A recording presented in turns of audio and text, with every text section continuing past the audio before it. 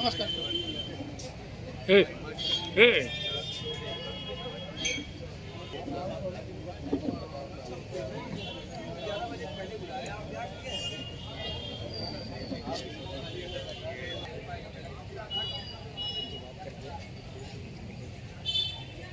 उपेक्षा कौन कर रहा है और किस वजह से पीडीएम बनाने की ज़रूरत पड़ी?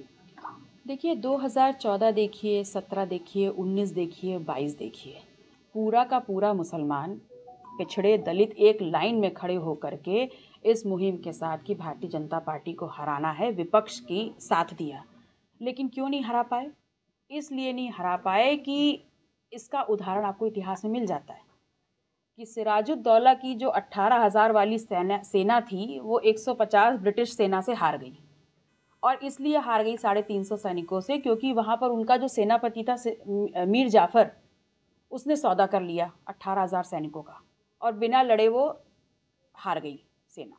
ऐसे ही यहाँ पर हो रहा है कि पूरी सेना तैयार है, पिछड़ा दलित मुसलमान 14, 17, 19, 22 में खड़े होकर के आपको वोट दे रहा है, लेकिन तब भी आप बीजेपी को नहीं हरा पा रहे, क्योंकि जो ऊपर मीर जाफ़र बैठा है वही नहीं चाह रहा है कि सत्ता परिवर्तन हो। मीर जाफ़र कौन है?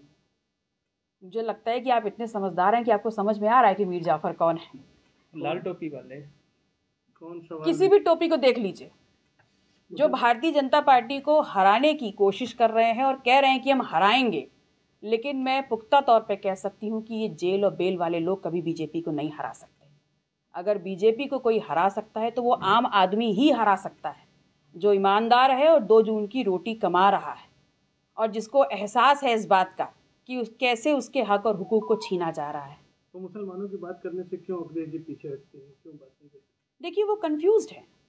उन्होंने पीडीए बनाया, कभी उसको अल्पसंख्यक कहते हैं, कभी उसको आधी आबादी कहते हैं, कभी उसको अगड़ा कहते हैं, कभी ऑल कहते हैं। तो ये ए का जो कन्फ्यूजन है उसको हटा करके ही हमने पीडीएम बनाया, और 100% शुद्धता के साथ और इस संकल्प के साथ कि पिछड़ा दलित मुसलमान का नाम लेंगे और उन्हीं की बात करेंगे, और उन्हीं के हक और अधिकार छीने जा रहे हैं, तो जब तक उनके हक और अधिकार मिल नहीं जाते ये लड़ाई निरंतर लड़ेंगे। ये आपको कैसे लगा कि मतलब अखिलेश या दूसरे लोग मुस्लिमों की अनदेखी कर रहे हैं, उनके लिए आवाज़ नहीं उठा रहे हैं? देखिए आप उनका वोट ले रहे हैं, लेकिन जब उनके साथ कुछ गलत होता है तब आप मुसलमान का माँ भी नहीं बोल रहे। हमने क्या मांगा था? सिर्फ इतना ही तो कहा था कि अगर राज्यसभा में 3 सीटें हैं तो उसमें एक मुसलमान महिला क्यों नहीं हो सकती? एक ऐसी महिला क्यों नहीं हो सकती जो दिन रात बाहर काम कर रही है, सड़कों में, खेतों में, और अपने परिवार के लिए पैसा जुटा रही है? वैसी महिला को सम्मान देकर के आप सदन में क्यों नहीं भेजना चाहते? तो उनको ये बात समझ में नहीं आई। उनको ये समझ में आया कि ऐसी महिला को सम्मान देना उचित नहीं है, और दूसरी तरफ एक ऐसे व्यक्ति को सम्मान देते हैं जिसने पिछड़ों का 30 स्तरीय आरक्षण को लागू नहीं होने दिया, और उन्हीं पिछड़ों का वोट लेकर के आप ऐसे किसी व्यक्ति को नामित करते हैं और राज्यसभा सदस्य बनाना चाहते हैं। तो क्या ये दोहरी चरित्र नहीं है?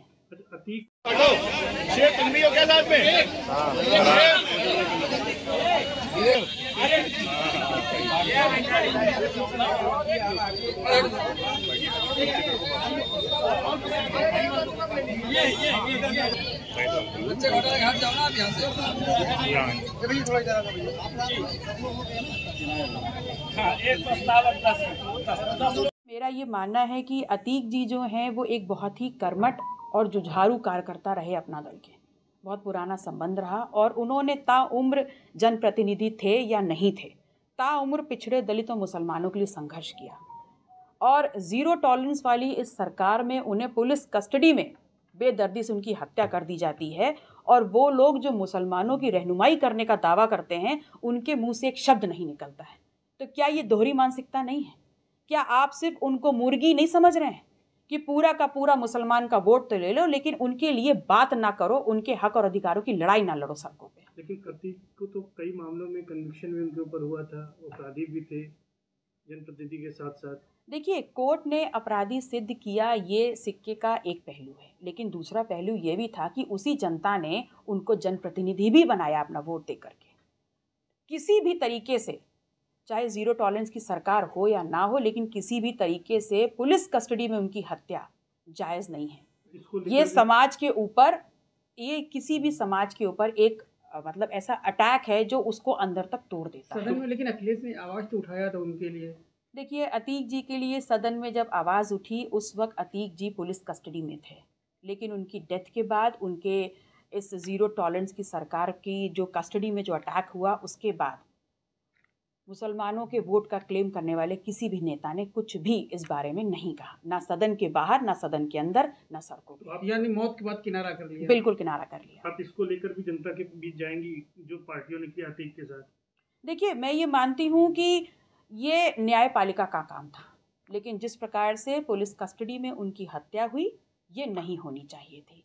इससे पूरा एक बड़ा समाज आहत हुआ है और हर वो व्यक्ति जो ऐसी राजनीति कर रहा है उसको जवाब देना होगा इस बात का। और जनता भी ऐसे ही एक विकल्प की तलाश कर रही है जहां वो अपनी ताकत का इस्तेमाल करके इनको जड़ से उखाड़ने का काम कर सके। जो लोग इससे आहत हैं क्या उनको अपनी तरफ अपनी पार्टी से जोड़ने के लिए कुछ प्रयास करेंगे या उनका वोट हासिल करने के लिए क्या करेंगे? देखिए, जो आहत है मैं उनसे सिर्फ इतना अपील करूंगी कि आप देख रहे हैं कि आपके हक, हुकूक और अधिकारों को लूटा जा रहा है, तो आप एक नए विकल्प को तलाशिए।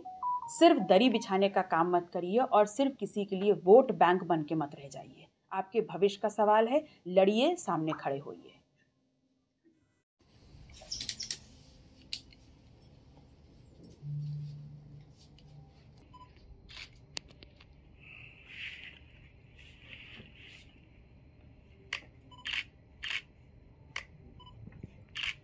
रैलियां रोड शो भी होंगे या फिर कब तक होंगे?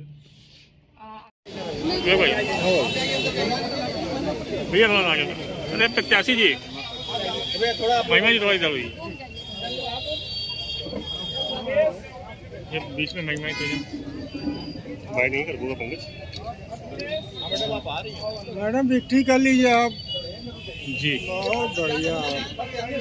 तो आपकी बाइक कहाँ है पल्लवी जी मैडम? जी अभी यहाँ आ रही है।